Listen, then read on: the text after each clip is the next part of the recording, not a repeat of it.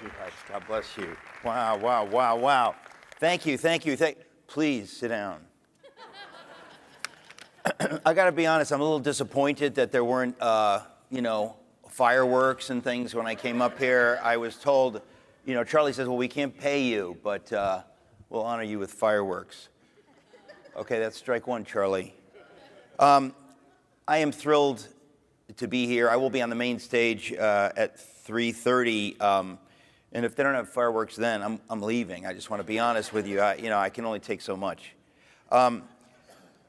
It's a joy to be here for many, many reasons. First of all, not only did Dr. Erwin Lutzer endorse this new book, but Dr. Wayne Grudem also endorsed the book. And so I have to say that, there are endorsements and then there are endorsements. It is, unfortunately, my most important book. I say unfortunately because I wish it weren't. I wish I were overreacting and being dramatic and hysterical in writing what I write in my book, Letter to the American Church. The problem is I know that I'm not. And I know that if ever the Lord gave me a book to write, in fact, I can say bluntly, the Lord had never given me a book to write in the way he gave me this book to write. This is a letter. It's meant to be from him to the church, not from me. And so it's a very humbling thing when you're writing something like that, to be perfectly honest with you.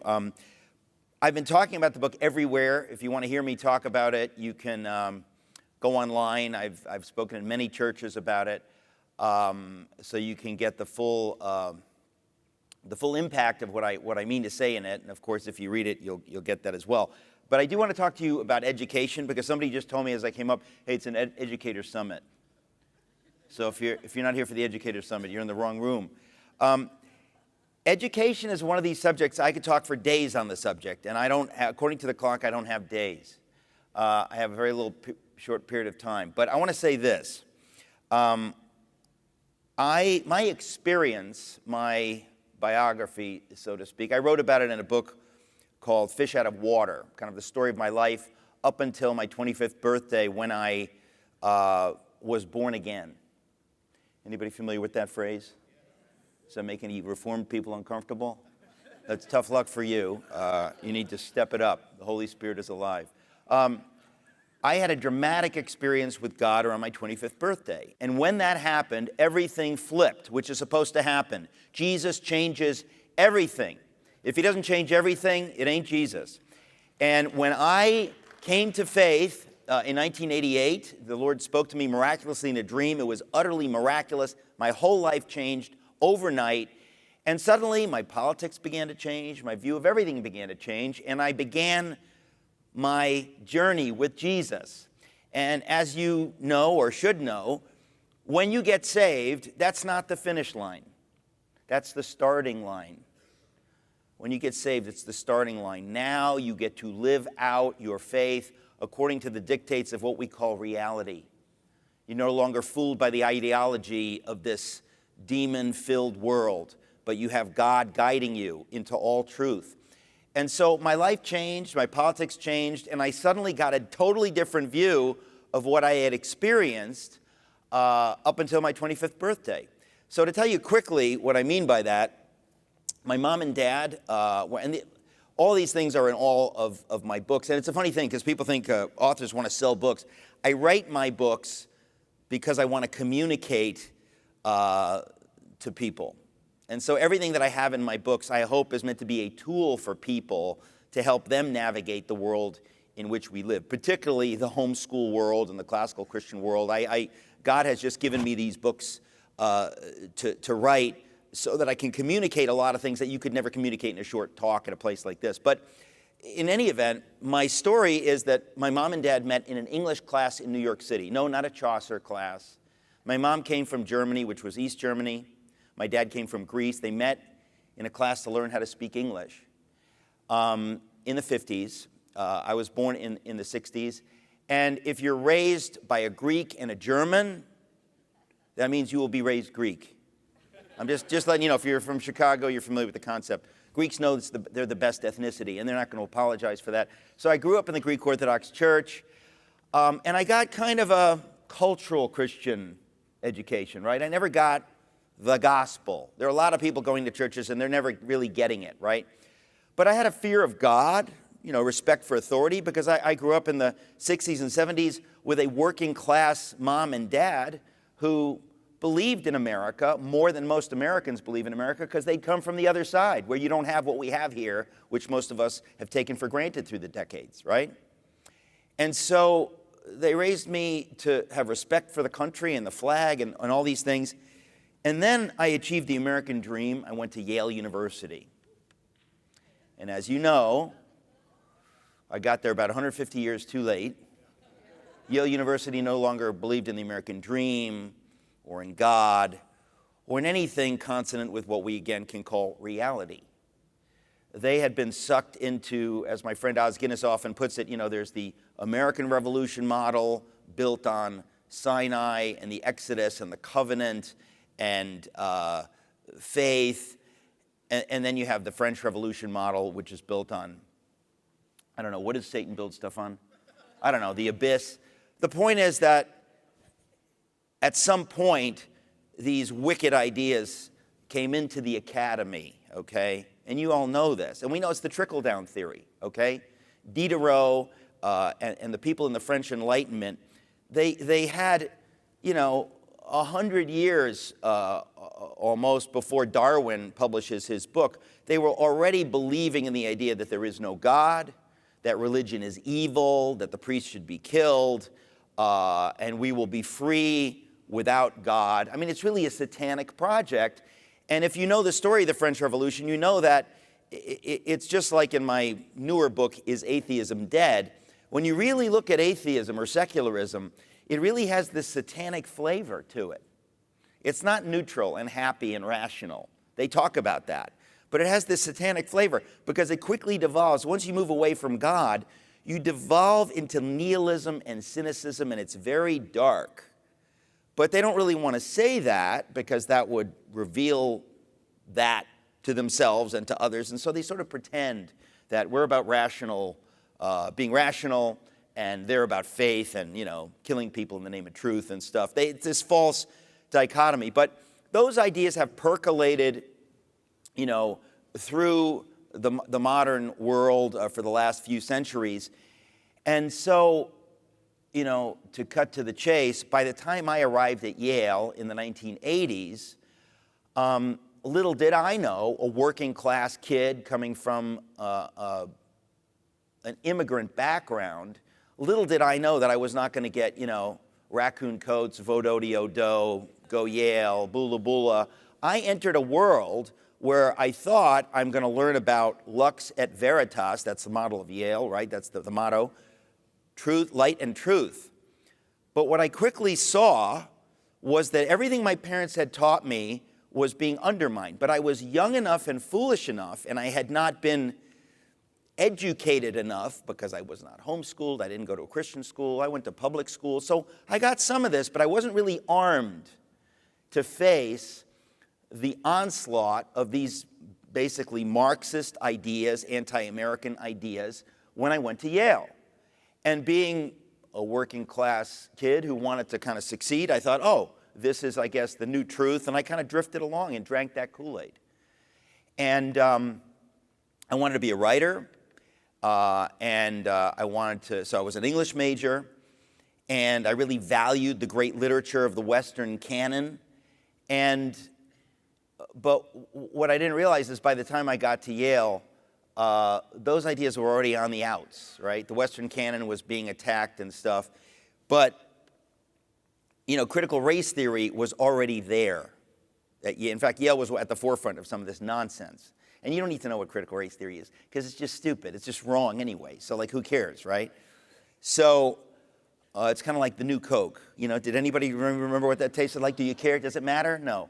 But the point is, the acid was already there, undermining the roots of, let's just say it, truth, and even beyond truth, reality. Because we're dealing with reality. God has stacked the deck. He created the universe.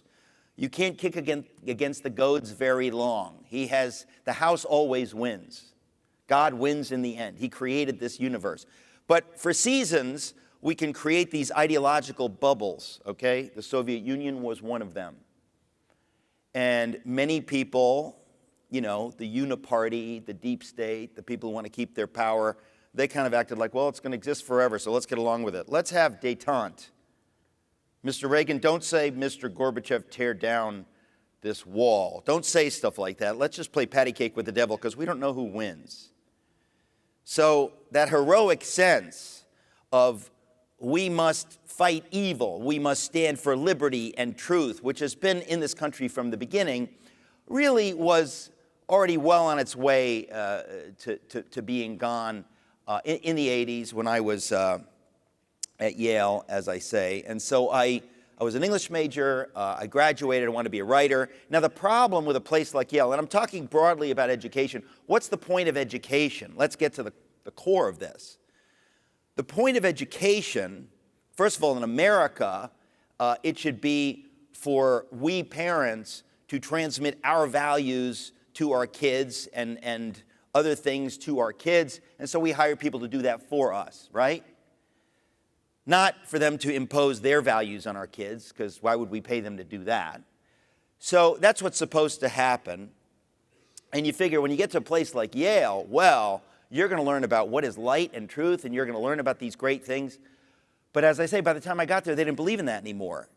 If you ask the big questions, I run a speaker series in New York called Socrates in the City, and we always talk about the big questions, life, God, and other small topics, right? If you believe in the God of the Bible, talking about truth and reality can be fun because you know there are good answers, they're beautiful answers. Seeking wisdom and these things, this is a beautiful project. But what if you believe what the French Enlightenment rationalists believed and the secularists ever since then? What if you actually believed, as the people at Yale and in the academy now believe, that there is no such thing as truth? We evolved out of the primordial soup by accident. Your life literally has no meaning. There is no such thing as good or evil. What if you actually believed that? First of all, because you're creating God's image, you have to lie to yourself because you're not even created to take that in. It's impossible to take that in fully.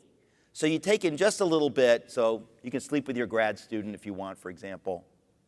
You know, you can do those things because there's no morality or anything. But in your heart of hearts, you can't really process the idea that your life is meaningless and untrue and whatever. So what they did at Yale, and what I think a lot of people do today, certainly in the academy, is they have it both ways, right? The bottom line is they say, look, we don't have good answers for these things.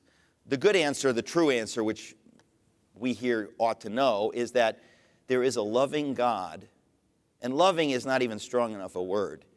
Love, the kind of love, good love, that would die for you and suffer hell for you. That God loves you, created you, has a purpose for your life, wants to have a personal relationship with you, wants to lead you in your life, and he wants to lead you to himself, to be with him forever. That's so beautiful. What if you don't believe that? Well, if you don't believe that, you say, we're going to avoid the big questions. So we're going to continue having educational institutions, but we have ceased being able to actually educate people.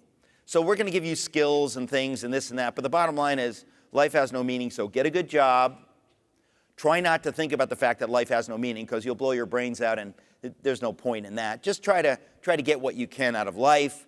As I said, get a good job, work hard, and don't think about the big questions because it's really depressing. Did I mention it's suicidally depressing? It is. So don't think about the big questions. So the point of education always was think about the big questions until more recent decades when they're like, well, don't think about the big questions because we now know the answer is Darwin and Freud, and we know that life is meaningless. So, you know, when you're not working hard at your job, on the weekends there's like alcohol and sports, just distract yourself for a few decades and then it'll all be over. That's pretty bleak. So I graduated Yale, and my first mistake, I did not get a good job. I was an English major. Did I mention that? I want to be a writer. So I did not get a good job. I floundered and floated, and I thought a little bit about the big questions. Don't do that.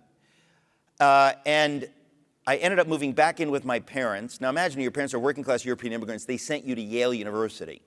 You come back to live with them. They're like, why are you here again? What do we do wrong? My, and of course, the wealthy, educated parents of my Yale friends thought, oh, isn't it wonderful? Eric's finding himself. He wants to be a writer. And my parents were like, yeah, Eric, you should find yourself a job and get out. So it was a hard time. But as Tucker Carlson said yesterday, the worst thing in the world usually ends up being the best thing in the world. Because out of that hell, I was open enough to let Jesus come into my life and to change everything. And he did. And I've written about that and spoken about that many, many times and places. And suddenly I discovered, wow, this is not just a private spiritual thing. This is the meaning of life. All reality comes from God, and he wants to educate us in who he is so that we can learn about everything. And everything points to God. So if your faith is just this kind of pinched religious faith, that's not faith in Jesus. We remember Abraham Kuyper, the Dutch theologian, statesman, said, there is not one square inch in all creation over which Jesus Christ, who is sovereign, does not say, mine. The world of science, the world of history, politics, government, media, everything is meant to be touched by God, by his people, for his purposes. So when somebody says, just stay in your theological lane, don't be political, just preach the gospel, that's heresy, ladies and gentlemen. That's not Scripture. God calls us to take him into every part of the world. Why? To impose our faith? No. To bless people. If you're a Christian who believes in the God of the Bible, you're going to be the kind of person that's going to lead the abolition of the slave trade, like William Wilberforce. You're going to bless strangers you'll never see. If you believe in what the God of the Bible says, you're going to bless atheists and Muslims and Hindus. You're going to bless people if you bring your values into the public square. Now, education is supposed to help us understand these things. And as I've been saying, education has fallen on hard times. Unless you're homeschooling or classical Christian school, it's almost impossible to find any tiny piece of truth anymore. And so I began thinking, what is education really about, right?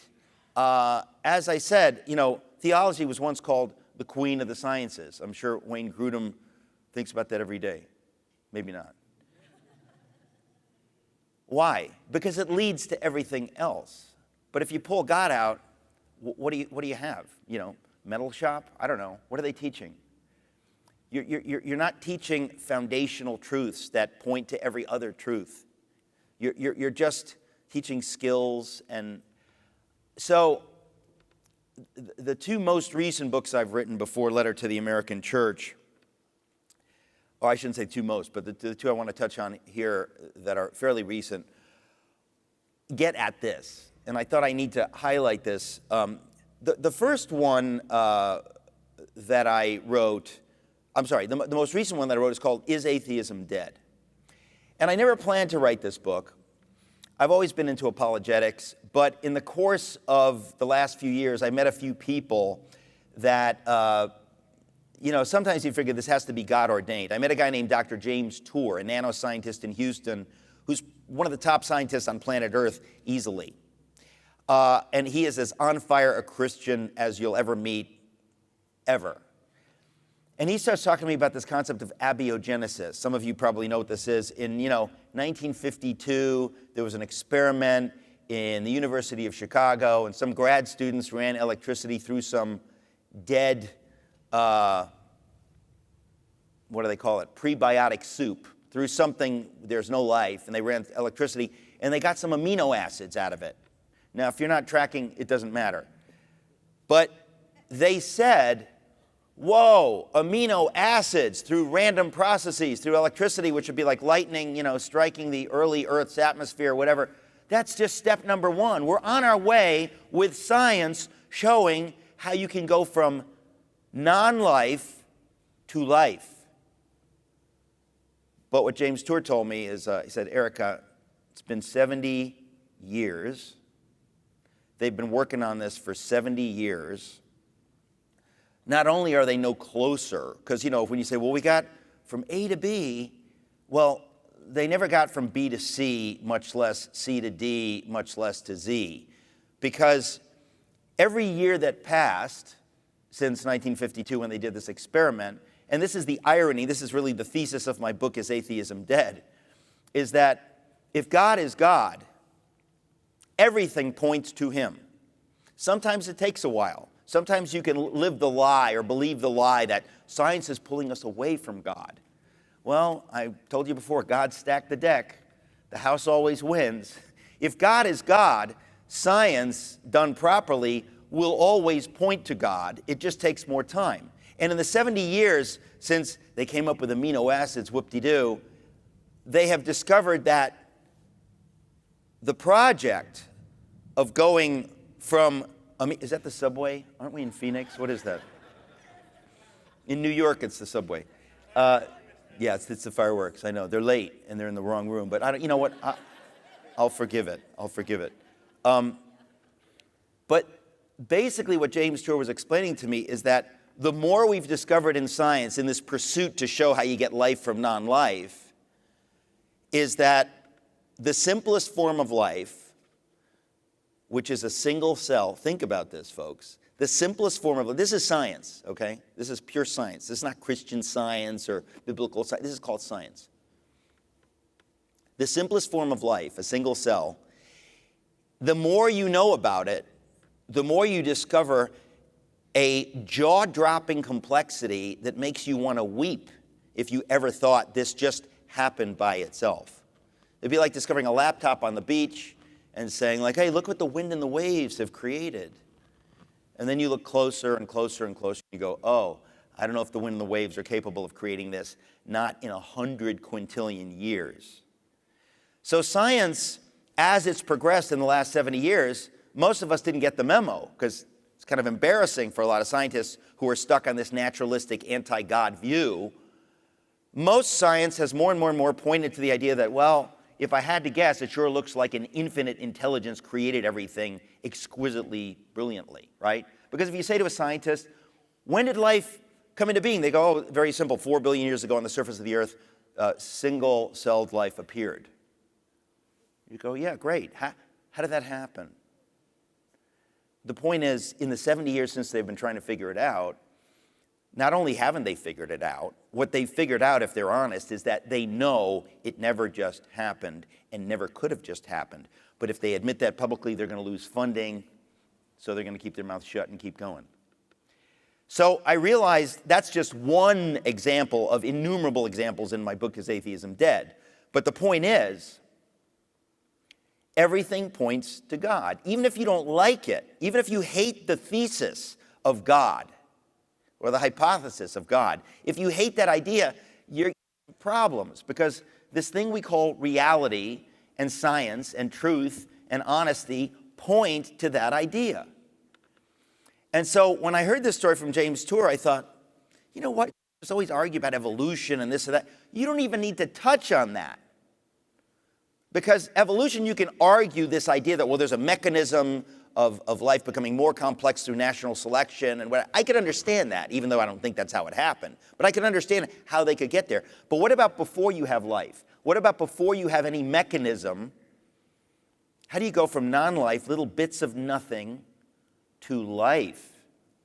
Nobody ever talks about that. Is there a reason they never talk about it? I think it's because they are so embarrassed, it's horrifying to even bring it up. Well, James Tour explains this to me, and I was like, I got to put this in my book. So I put in my book, Is Atheism Dead? And then I said, you know what? There's so much other evidence for God from science. Because the point here is, in terms of education, the first thing we need to do is teach young people the evidence for God from science, from history, from anywhere you want to look, is so astonishing at this point that it really should be open and shut. Let's stop pretending, well, there's a conversation to be had. That's like there's a conversation to be had on, didn't Hitler do some good things? Let's have a conversation. There's no conversation. If you want to have that conversation, you can jump in a lake. I'm not going to have that conversation with you. You're an idiot. That's casting pearls before swine, having that conversation. You want to talk about whether the earth is flat? Let's talk about it. I don't have time in my busy life to talk about whether the earth is flat. There's certain things that are settled.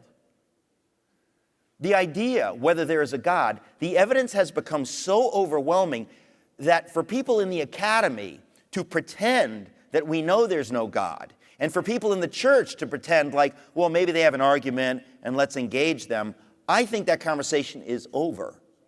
And if you only read my book, Is Atheism Dead?, which just gives you the greatest hits, you're going to be embarrassed at your lack of faith, because I was embarrassed by my lack of faith when I wrote the book.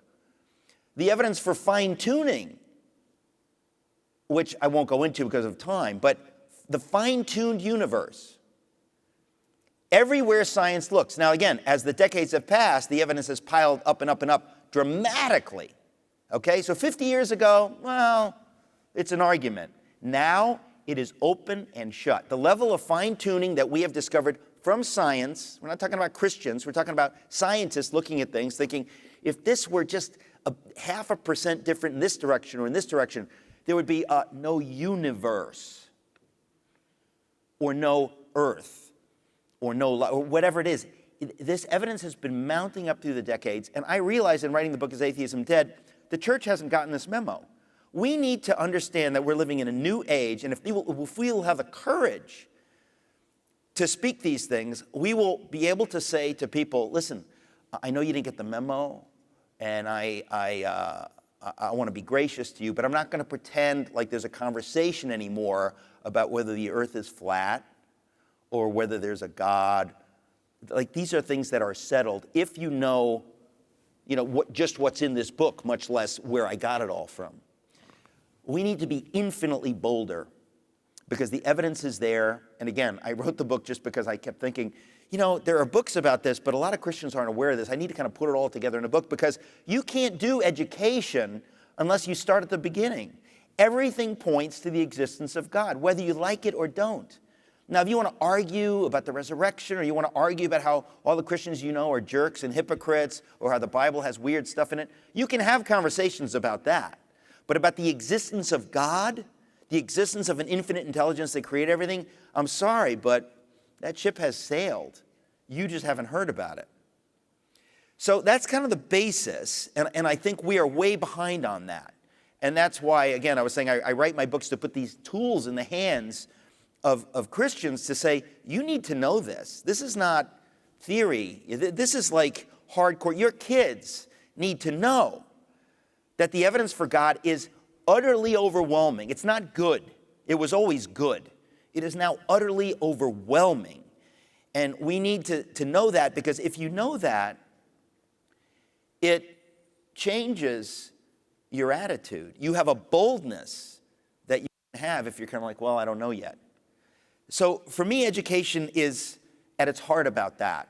But secondly, education is to tell us, okay, we know there's a God, so why are we here and what do we do about it? And understanding what self-government is and what liberty is and what America is also at the heart of what educators communicated through the centuries and decades in this country, because we knew that unless you communicate that to young people, there is no way for you to really continue to have America. America can't be forced. It is free. Freedom is free. And so people have to understand these ideas and live them out. So we know that Benjamin Franklin said to Mrs. Powell, exiting the Constitutional Convention, 1787, she says, "What have you given us, Dr. Franklin, a monarchy or a republic?" There had never been a republic in the history of the world, folks. It had never been done before. Why? Because it is not easy. It's not the normal way things go. It has to be effectively a miraculous, fragile concoction that we try and experiment. We see, can this work? Maybe it can work. So Franklin responds, "A republic, madam, if you can keep it." And that's the title of my book, If You Can Keep It. Why is it if you can keep it? Because the point is, if you don't keep it, it goes away. If you don't understand how it works and self-sacrificially live out what is necessary to keep self-government and freedom in the republic, it goes away. you will have happen what has been happening in this country when for 5 decades or so you cease to teach these things. Bad ideas will flood in. That's the nature of a sin-sick world. That's the default mechanism for a sin-sick world, unless you teach these ideas. And so when I wrote that book, similarly, when I write Muslim books, I have this experience, I discover things that embarrass me almost to tears. How did I not know this? How did I not know what generations of Americans seem to have understood? But by the time I got to school, I got the last gasp of it from an old teacher in 5th grade. She took us out to the flagpole on June 14th, 1973, and taught us about Flag Day. And she was teaching us to love America. And it's like a Norman Rockwell moment in my life. I write about it in my book, If You Can Keep It. But that was the last gasp of that era. By the time I got to Yale a decade later, the Howard Zinn view of things had come in. And so in recent years, as I've been working out my faith, I bump into my friend Os Guinness, who in his books writes about what is self-government. And when I understood this concept, which I'll share with you, I said, it's almost inconceivable that I haven't understood this until now as an adult, and that we've not been teaching this in schools. Certainly it ought to be taught in public schools, but we're not even teaching it in Christian schools. And the idea basically can be summed up to what he calls the golden triangle of freedom. This explains liberty on the American model. It starts out, freedom requires virtue, virtue requires faith, and faith in turn requires freedom. So to explain it, freedom is not license. Freedom is self-government, that we are not governed from without or from above. We govern ourselves. How is it possible for people to govern themselves? Why has it never happened in the history of the world? Well, because in order to govern yourself, you have to have virtue. Why won't I steal? Why won't I cheat? Why won't I do corrupt things?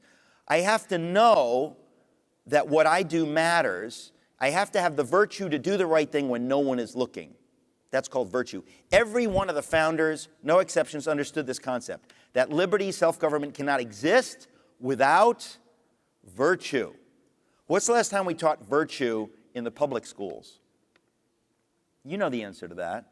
Virtue is a dirty word. By the time I got to Yale, people sneered at the ideas of virtue and honor and duty and dying for your country. That had gone out of the culture. It certainly had gone out of the academy. But these ideas are at the heart of what I call reality and truth. There's no getting around it. And if education doesn't start with these ideas, the existence of the God of Scripture and what he requires of us, you really cannot do education. And so freedom requires virtue. Virtue requires faith. Os Guinness explains that all the founders knew that who's going to have virtue? You're going to have virtue if you believe in a higher power. It's usually the God of the Bible, but even if it's not the God of the Bible, maybe it's just that, I believe in some, it doesn't matter. Once it becomes part of the culture that we believe in something bigger and greater, we'll do the right thing for the greater good because we think it's the right thing, and it becomes part of the culture. So even today, agnostics and atheists, they all say, well, we think oppressing the poor is wrong. They don't know why they believe that, because they don't believe in anything, but it's become part of the culture so that even atheists and agnostics believe slavery is a bad thing, oppressing the poor is wrong, we need to all give back. Where do you get those ideas? Well, they pretend that those are rational ideas. Not really. If you don't believe in the God of the Bible, the rational idea is survival of the fittest. Kill the poor, aggrandize, bring power to yourself if you have it, get more power. That's the way of the world.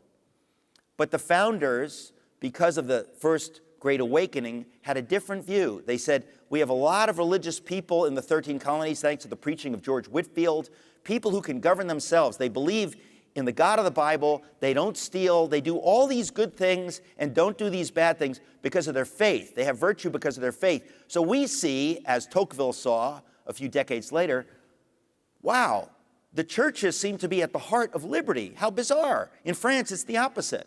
In France, the church represents the power of the state, crushing liberty, and liberty is at war with the church. In America, just the opposite. Why?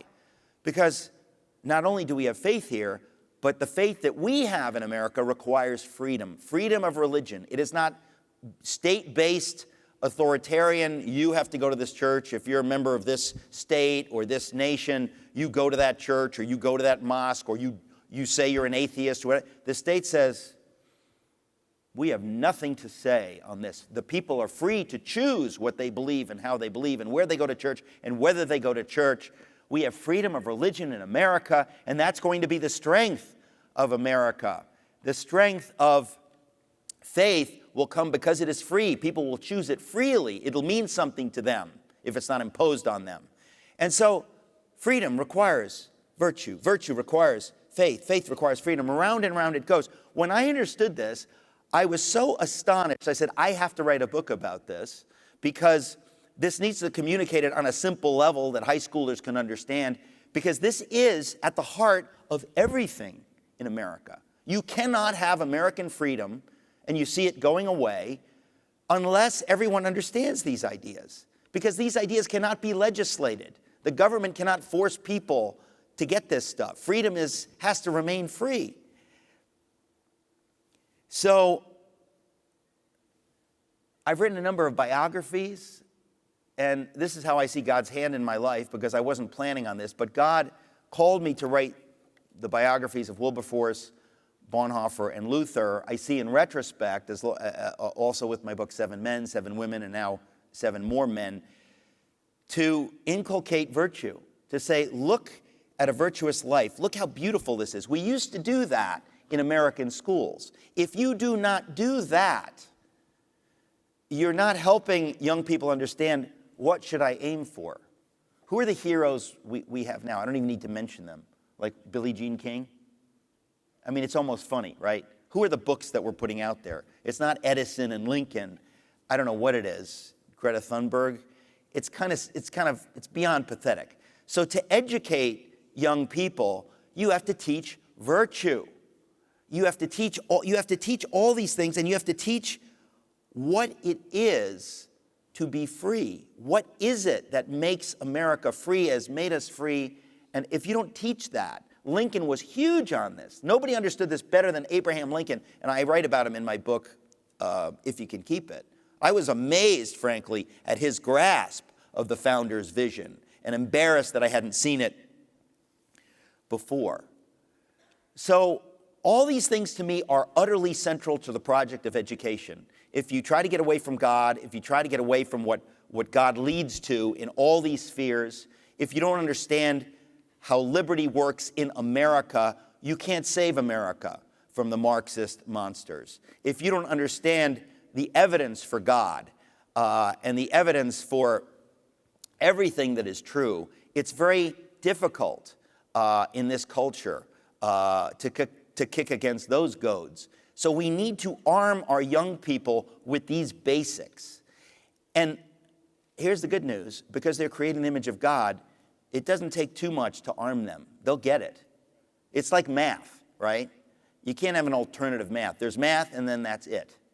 And imagine if you say, I hate math. Math is racist and stupid. Well, good luck building bridges.